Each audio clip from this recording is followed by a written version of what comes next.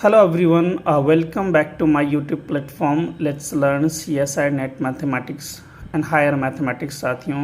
दोस्तों आज जो मैंने टॉपिक लिया है वो लीनियर अलजेब्रा का एक काफ़ी इम्पॉर्टेंट टॉपिक है साथियों, और नेट के पॉइंट ऑफ व्यू से काफ़ी वॉलेटाइल टॉपिक है साथियों, डायगोनलाइजेबल मैट्रिक्स।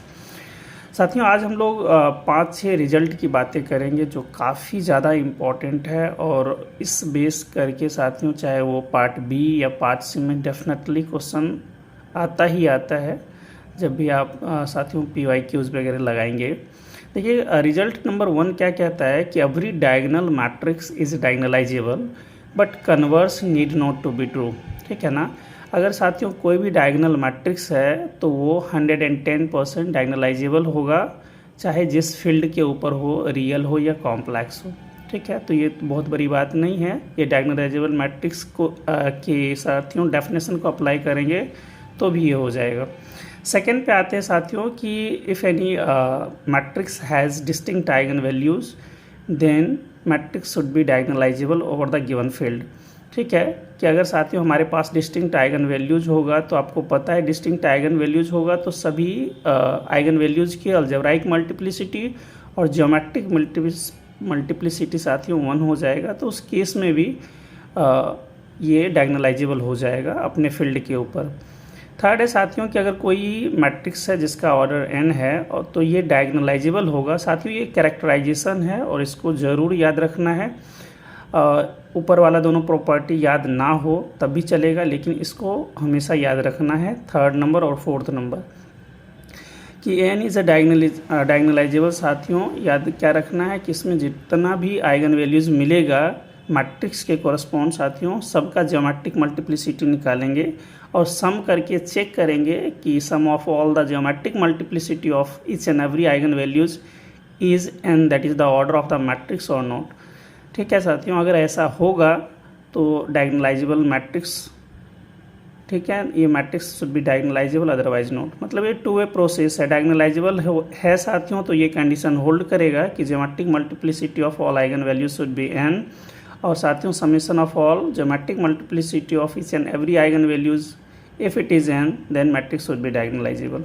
ठीक है, तो इसको ज़रूर याद रख लें। और फोर्थ नंबर साथियों उससे भी ज़्यादा इम्पॉर्टेंट है। ठीक है कि कोई n क्रॉस n ऑर्डर का कोई मैट्रिक्स साथियों डायगोनलाइजेबल होगा अपने फील्ड के ऊपर if and only if algebraic multiplicity and geometric multiplicity of each and every eigen value should be similar. इस चीज़ को डेफिनेटली याद रखें साथियों, ये फोर्थ नंबर काफ़ी ज़्यादा काम रहेगा। बहुत सारे क्वेश्चन ऐसे भी मिलेंगे कि आप लोग स्ट्रेट फॉरवर्ड भी बना सकते हैं। ठीक है, और एक चीज़ ज़रूर आप लोग लर्न कर लें या एक बार रिकैप कर लें साथियों कि what is the relationship between the algebraic multiplicity and geometric multiplicity. ठीक है, जैसा कि आपको पता है कि जिसका अलजेब्राइक मल्टीप्लिसिटी 1 है वो डेफिनेटली उसका ज्योमेट्रिक मल्टीप्लिसिटी भी 1 होता है। चलिए आगे बढ़ते हैं साथियों। फिफ्थ नंबर जो है वो काफ़ी ज़्यादा ही आप कह सकते हैं इम्पॉर्टेंट तो नहीं है, लेकिन ऊपर वाले का एक कोरोलरी बोल सकते हैं कि अगर कोई मैट्रिक्स है उसमें आइगन वैल्यूज़ ही एग्जिस्ट नहीं करता है जिस फील्ड के ऊपर ये बातें चल रही है।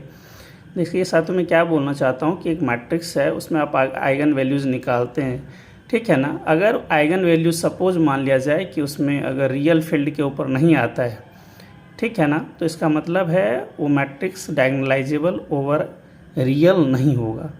ठीक है, सपोज अगर हमारे पास एक मैट्रिक्स है उसका eigen values plus minus iota आता है, तो साथियों दिख रहा है कि ये फील्ड R के ऊपर तो आ नहीं रहा है ना, आइगन वैल्यूज़ ये कॉम्प्लेक्स में जा रहा है। Does means what, matrix is not diagonalisable over the field real field but over the complex field.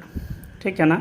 और 6th नंबर क्वेश्चन साथियों CSI UGC नेट में अभी तक 2 बार तो ऐसे स्ट्रेट फॉरवर्ड आ चुका है कि अगर कोई मैट्रिक्स डायगोनलाइजेबल है तो उसका याद रखना है क्या कि चाहे A मैट्रिक्स की बातें करें A² AQ, ठीक है ना, जितना भी हम लोग साथियों पावर लेते चले जाएंगे मैट्रिक्स का साथियों जो रैंक रहेगा वो सभी सिमिलर रहेंगे।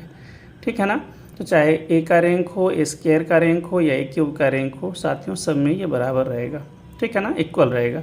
और साथियों इस प्रॉपर्टी को कई जगह और भी यूज़ किया जाता है, जैसे हम लोग रैंक है ना, रैंक का जो डिफरेंट प्रॉपर्टी करते हैं, रैंक ऑफ AB वाला जो है greater equals to rank of A plus rank of A B minus n. And साथियों राइट हैंड साइड से क्या करेंगे, लेस और इक्वल्स टू में minimum of rank of A comma rank of B. तो साथियों इसमें भी इस टाइप के क्वेश्चंस कई बार आ चुके हैं। ठीक है साथियों, मैं लंबा वीडियो नहीं बनाना चाहता हूँ, थोड़ा ये मैंने 5-6 प्रॉपर्टीज़ की बातें करा। 4 नंबर जो प्रॉपर्टीज़ है उसको डेफिनेटली याद रखें और काफ़ी ज़्यादा काम देगा। जब भी आप क्वेश्चन करेंगे तो स्ट्रेट फॉरवर्ड भी वहाँ पे लग जाएगा। ठीक है साथियों, तो नेक्स्ट वीडियोज़ में हम लोग जल्द मिलते हैं, क्वेश्चन के साथ मिलेंगे डायगोनलाइजेबल मैट्रिक्स। और साथियों मैं चाहता हूँ कि सब स्पेस जल्दी से जल्दी कवर हो जाए, क्योंकि यहाँ से 2 क्वेश्चन तो फिक्स ही है, आता ही आता है। उसके बाद हम लोग साथियों जॉर्डन कैनोनिकल फॉर्म को कर लेंगे। ठीक है साथियों, वीडियो कैसा लगा और हेल्पफुल लगा, या किसी चीज़ की डिमांड है लाइक PYQs करना है या फिर कुछ और भी इश्यू होगा, तो आप डेफिनेटली अपने अपना मत रखना साथियों। और अच्छा लगे तो साथियों वीडियो को लाइक कर लें और शेयर कर सकते हैं अपने दोस्तों के साथ, कि एक जगह पे आपको इसके इम्पॉर्टेंट रिजल्ट्स मिल जा रहे हैं। ठीक है साथियों, मिलेंगे नेक्स्ट वीडियोज़ में, तब तक के लिए टेक केयर, गुड बाय।